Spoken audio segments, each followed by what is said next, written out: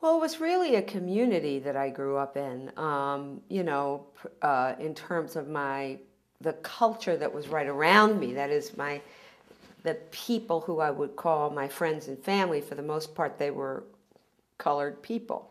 Um, and my mother and father had a big effect on me. My paternal grandfather, my maternal grandmother had a big effect on me. There was a woman next door called Miss Johnson, who was actually a very large woman, maybe she weighed about 400 pounds. She had a huge effect on me. She was a great storyteller, and I used to ask her to tell me stories all the time. And when kids were out playing, well, we didn't have stickball in the street, but our version of softball or baseball in the back alley, I would most likely be found talking to Miss Johnson, asking her to tell me often some of the same stories over and over again.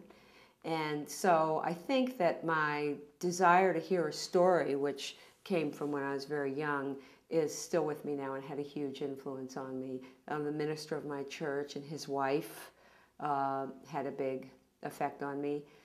And then I think that the tougher part had to do with my schooling in junior high, because the kids in that school really stayed in groups that had mostly to do with race and social class. So, for example, even among the Jewish kids, it was really clear to me that they had a certain pecking order, and the kids whose families had recently come, for example, from Eastern Europe, were segregated again away from those who were more assimilated.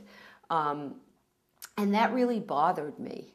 And, when something bothers you, you can, on the one hand, turn it into something, which I've tried to do in my life. But there's another way in which the fact of it never goes away. And you sort of see those same themes in your own life. And certainly we live in a world that may not be segregated in the way that parts of this country were, but we live in a very tribal kind of world now, where there seems to be